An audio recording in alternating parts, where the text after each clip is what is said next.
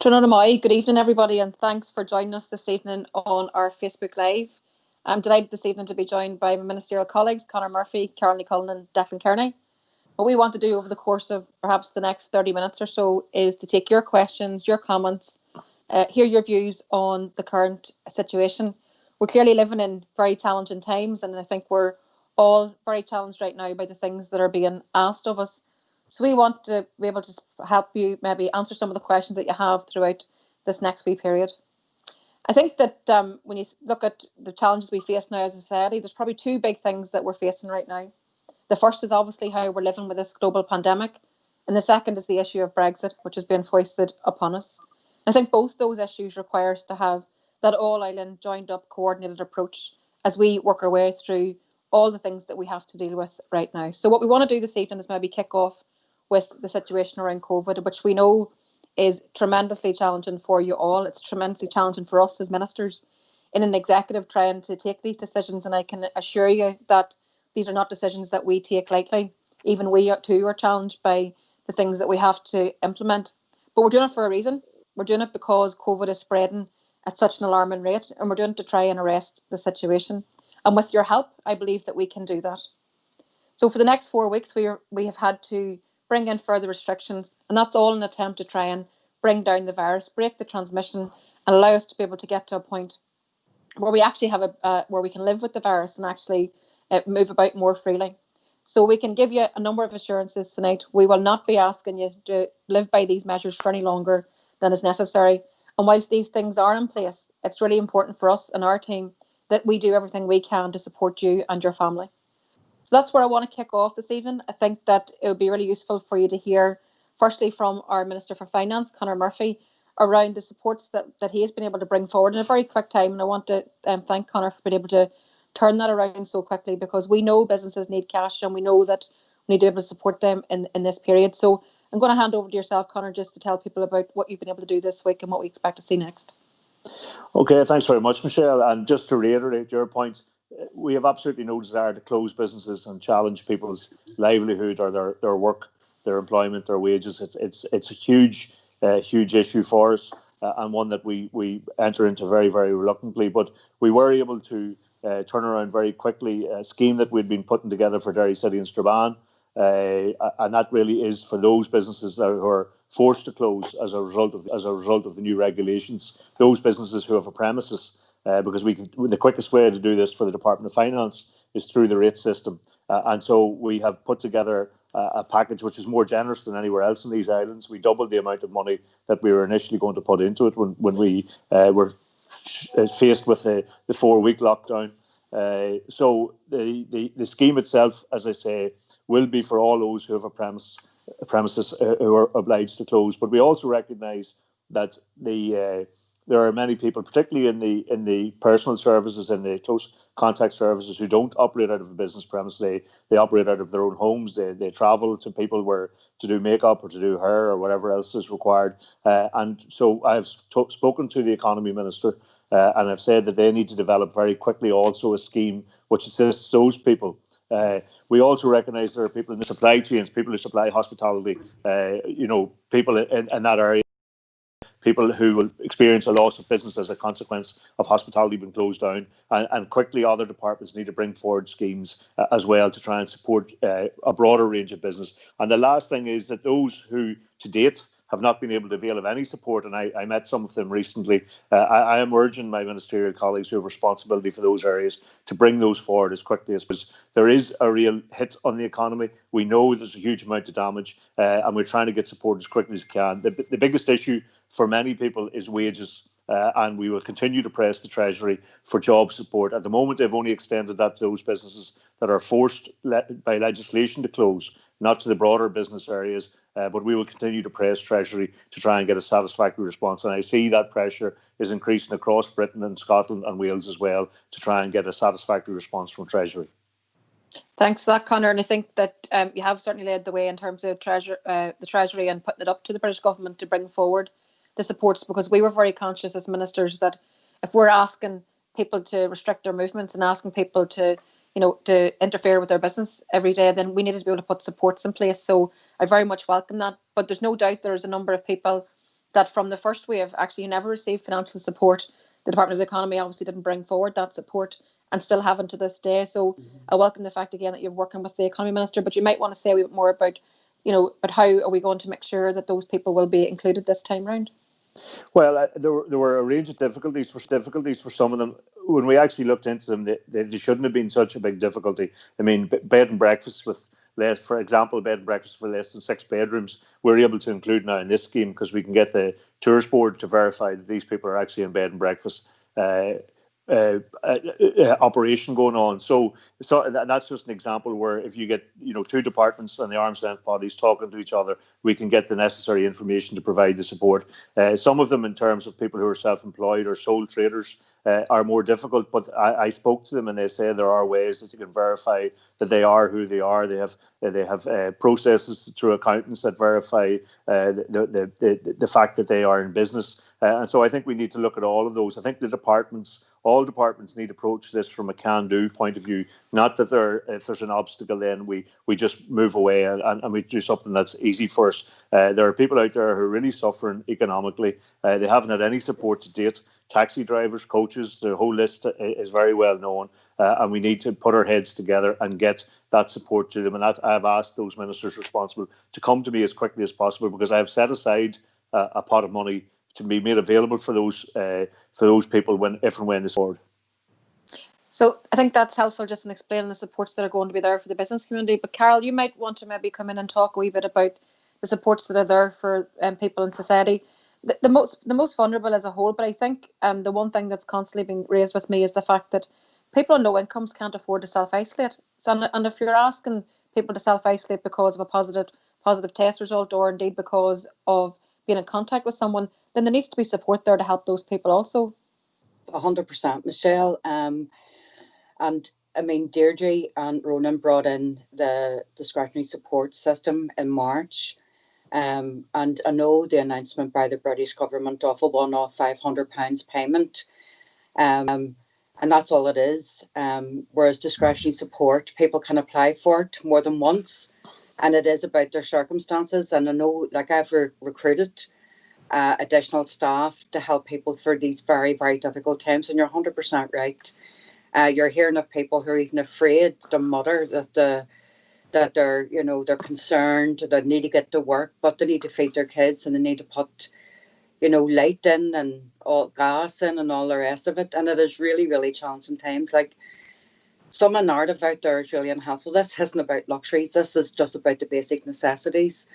So fair play to Deirdre. She done that right at the start, and that fund has continued to be opened. And indeed, with Connor's support, we've put additional money into it. And you're right, as executive members, we're bringing in restrictions around the public and the global health pandemic.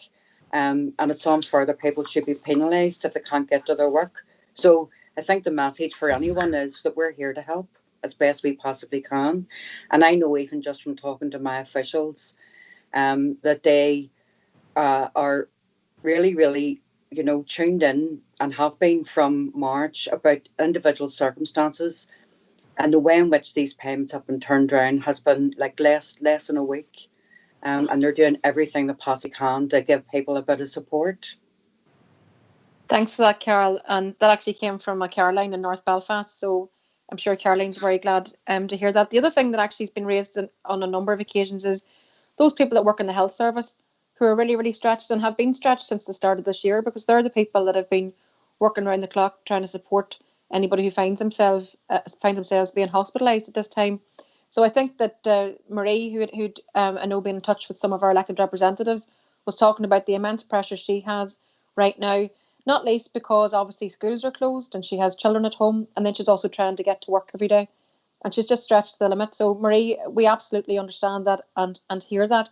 And this question's been asked a few times just about schools and why schools closed. And I can assure everybody listening in this evening, any decision that we've been taking, we take it in the round, but we absolutely be always guided by the advice that comes forward from the public health team. And they made a very strong recommendation that schools needed to close for a period of time in order to help us break this transmission. So that's the reason why schools have had that extended week's holiday and why that's happening. but be very clear that schools is a number one priority for us, and we want our schools to be able to stay open, and we will work really, really hard to make sure that that's the case, that they do open up again in 2 weeks' time. But I just want to say a big shout out again to our teachers as well, and our staff in the schools, because they have been struggling since the middle of August when they went back in to try and keep our schools opened.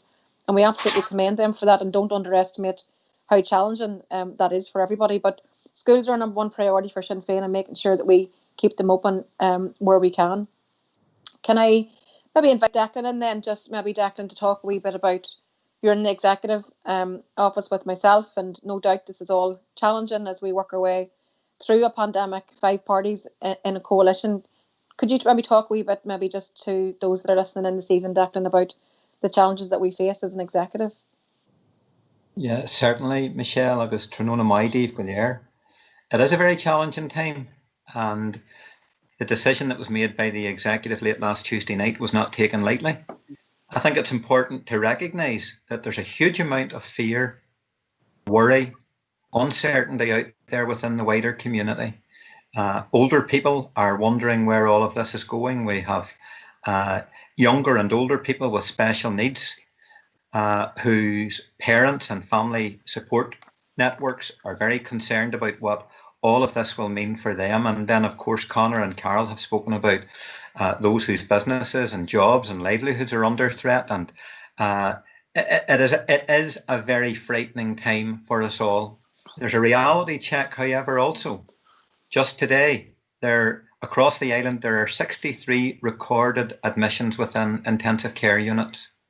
And we have over 500 people north and south in hospital. And sadly today, there have been a further 8 recorded deaths north and south. That speaks to the gravity of the situation. So our decision was taken in the context of increasing levels of community transmission. Every single council area in the 6 counties is now presenting increasing figures of community transmission.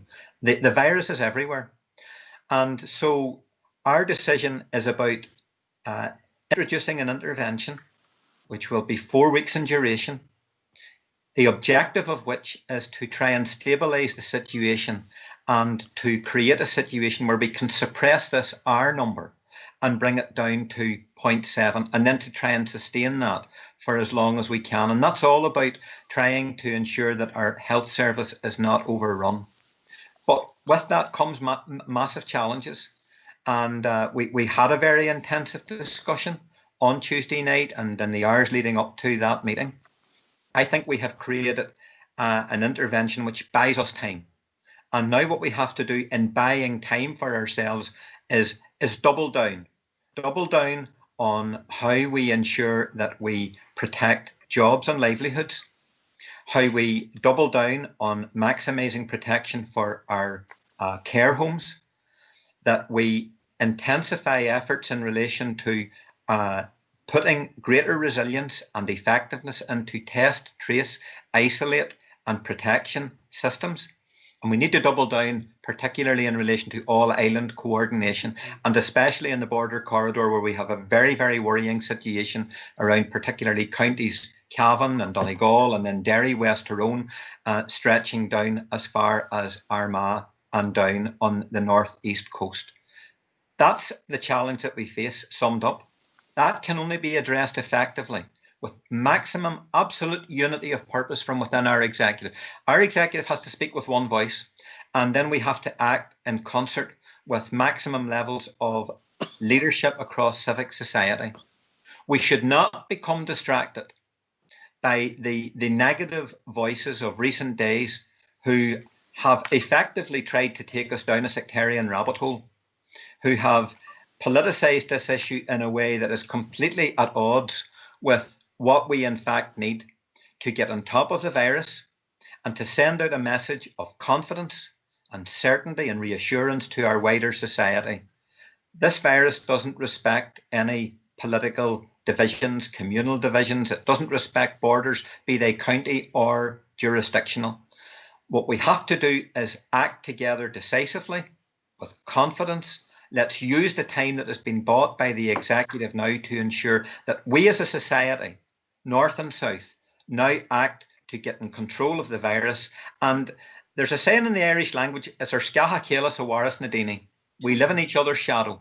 And when we act together in solidarity, when we decide that we are going to work together to show solidarity, to act as one community, then we can do mighty things. And I'm confident that with that kind of mindset, that type of objective perspective, ensuring that we're not distracted by the negative voices, that we act together and we move forward in this period to ensure that we get into a better place. Thanks, Declan. And I think that you've summed that up very well. This is a time for leadership. None of these things are easy. And as I said at the start, none of us take any of these decisions easily because we understand the implications for people and we understand how detrimental this is to people's lives. We also understand that people are being asked to make a huge sacrifice. So in order for this to work, every department in the executive needs to pull together and every department in the executive needs to play their part. So whether that be from the health department, an effective health test and trace strategy, then that's what needs to be. So we've got a period now of 4 weeks where everybody's been asked to pull together. Everybody's been asked to do their bit and we'll all need to work together. And I think that follows through in the executive itself, but also it follows right across this island and indeed across the 2 islands. Conor, you live in a border community. Do you want to talk a bit maybe just about obviously the challenge that you live with every day and the fact that there are 2 different approaches where obviously it makes more sense for us to be joined up? Yeah, of course. I mean, I'm only 4 or 5 miles as the crow flies from County Louth. And their County Louth has seen a very significant increase in transmission there. But we have different responses. Hospitality is closed, their schools are open, and people rightly living right on border areas, will question that difference in approach. So I think Declan's point about that degree of coordination across the island, because it's not just about matching things up for the sake of it. If you want community buy-in, if you want people to understand the message that's been given to them in order to play their part in stopping community transmission of this disease, then this virus, we need to make sure that public message is understood. We need to ensure that there's no confusion between people living from one side of the road to the other in 2 different jurisdictions. That public message is one, that everyone is equipped with the knowledge they have to play their part and help to fight and suppress the virus. And there's such a huge amount of cross-border traffic in everyday life. It's not just the Belfast to Dublin traffic. People who live in the border areas know that the border is basically a jurisdictional line. It doesn't have any other impact in terms of their movement. And so we want to make sure that people can understand the public message right across the island. The virus doesn't respect the border, and that we need a similar approach on both sides. And I think we also need to plot a way for people out of this to ensure that lockdown doesn't become a regular feature in relation to this. I think that's something that fills all of us with despair. I think we need to do that. So in order to achieve that, to maximise the effort of the entire community who live on this island, from whatever their perspective, we need to make sure people understand the public message, and that's why it has to be as clear and consistent as possible. And anything which causes confusion or distraction in relation to it really detracts from that public effort to try and assist and support. Yeah, so we don't want this to be any longer than the 4 weeks that it's been brought in for. But the ability for that to be so is actually within all of our hands. It's within all of our gifts. If we make that sacrifice for the next 4 weeks, then we really can get this virus down. And just to maybe explain it very simply for people, the strategy of the executive is that we currently have an R rate, so that's the number in which the virus is spreading, the rate of transmission, and it's sitting at about 1.5, 1.6. And our strategy is to get that down to 0.7. And we believe that the range of measures, the restrictions that we've brought in will allow us to do that. But it'll only work with your help. And that's why it really is a partnership approach. It takes all of us to do that. And if we put that big sort of push on for the next 4 weeks, then we can get that down to 0.7. Then we're able to relax things again a bit, and allows us to move around and have more of our freedoms back. So we really need your help, I suppose, to be able to get us to that point. And getting there will obviously be down to each and every one of us playing our part. We would much prefer the approach, because people often talk about enforcement, and we would much prefer that we actually just work together, that we do everything that we can to make it easy for people to be able to comply and to work with the restrictions, albeit that we absolutely accept that they're very, very challenging. Carol, I'm going to come back to you again. A question I see it's come in from Luke and Derry, and he's asked about artists and what support's available, particularly for individual artists. And I know this is something that again was a category of people who were missed out previously. Could you maybe tell us a wee bit more about what you're able to do there? Sure, I'm not surprised it came from Derry first, given the amount of talent and culture up there, although it's spread across. But certainly, tomorrow will be the first announcement to the individual artists and the freelancers and the DJs and the poets. There'll be a first opportunity for them to apply to an open application in the Arts Council. I mean, the last tranche of money that went in for individual artists and freelancers was oversubscribed. That last fund was oversubscribed. We already know there was something like £2.5 million worth of applications that were oversubscribed. So we're bringing it up to 3 and keeping a very close eye on it, because as both yourself and Conor alluded to earlier, there are many people who just couldn't get access to any public funds at all, and many people who never got access to any money from Arts Council under their annual funding programme. So it's really important that people do that, and then we'll disseminate the rest of the money, the 26 plus million, through the different arm's length bodies of communities. So as well as arts, we're looking after libraries, we're looking after museums, we're looking after heritage sites, we're also looking after languages. So it is really important that people, just keep the faith that this money's coming. I suppose even just on an interview earlier, Michelle, it's worth pointing out that, there are questions coming in almost like, well, can artists not kind of train up to be A, B, C or D? And basically, my response was, artists even through this pandemic from March have been, putting on virtual concerts, poetry readings, festivals, getting involved in gigs. I know even in my own constituency, I'll give a plug to the Duncairn. They've done a virtual cabaret. It's been absolutely brilliant, and people have helped the artists through PayPal. And some of those people have not ever received any money from government whatsoever. And like, as we were saying earlier, they need to pay their bills and feed kids and all the rest of it. And, my response to some of the queries that are starting to come in, I mean, you wouldn't ask banks to retrain, you wouldn't ask bankers to retrain, or financiers. And artists, like a lot of our creative people, pay taxes, pay rates like the rest of us. So we've been absolutely steadfast in trying to give them as much support as possible. And thankfully, Conor, working with his department, getting through all the necessary due diligence. Because while the British government announced this one in July, it actually didn't come to us until recently. So we've got everything organised in that interim period.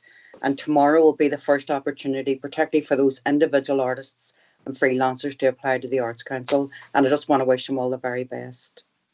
Thanks, Carol. And I think just you reminded me of something again to say this evening, that when you look at how we've as a community come through the last 6 months, people have been absolutely amazing. All our community and voluntary groups out there, the GAA, the sport, and all the sporting codes, everybody has been absolutely excellent in trying to support the most vulnerable.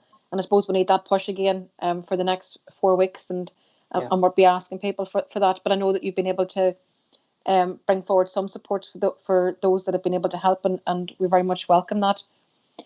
I think maybe we'll maybe just talk a wee bit about widening out a wee bit just around number of people are asking around the All Ireland Health Service. And Declan, you might want to say something just around that. You touched on it earlier, but I think that what we have demonstrated, or what has been demonstrated over the course of this pandemic, is that ever more how much we need that All Ireland Health Service, that we need to be able to work together. And even in the here and now, when we find ourselves with our health service across this island being potentially in danger of collapsing because of the pandemic, I think it demonstrates, doesn't it, again, the need for that joined up All Ireland approach.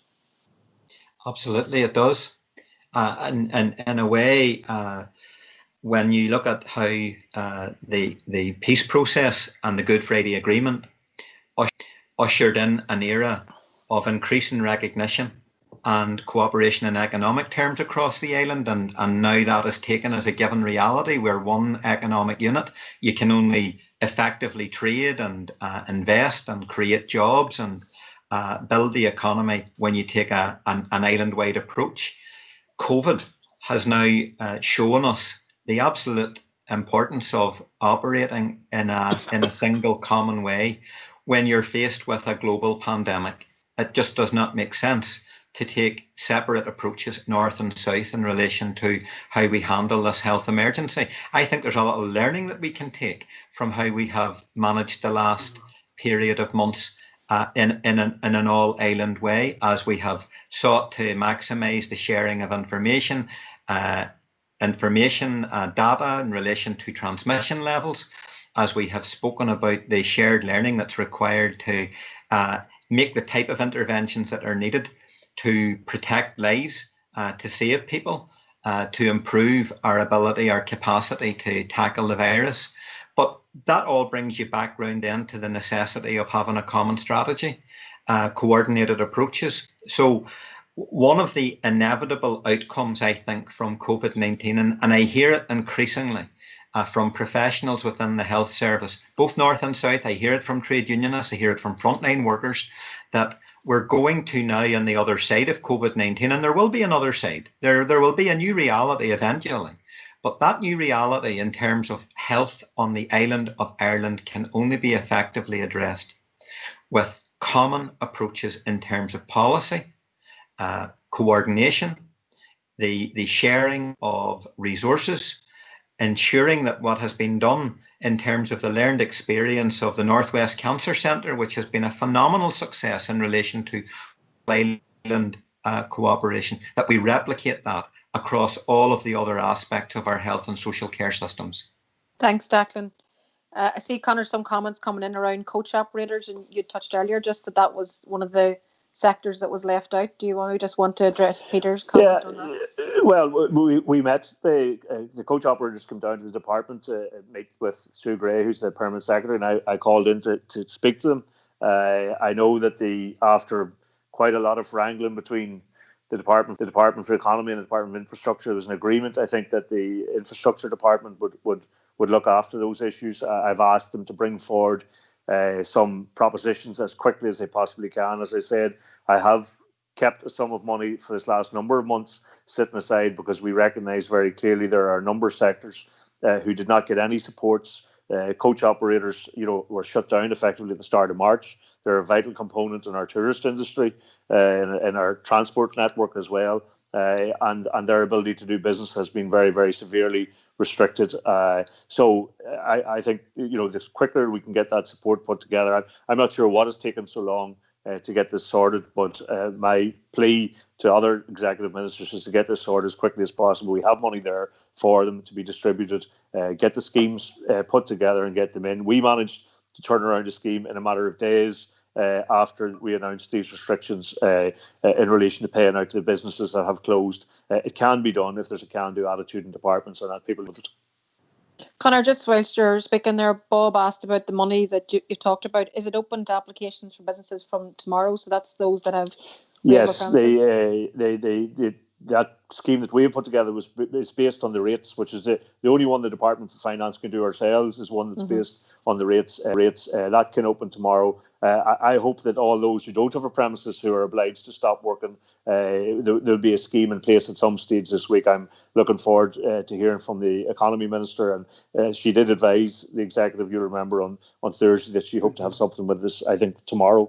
But certainly early this week, and so yes, that scheme is opening tomorrow, and those payments I'm hoping will be out with people because we have their details, we have their bank account details from the previous payment of schemes. That money will be out with people before the.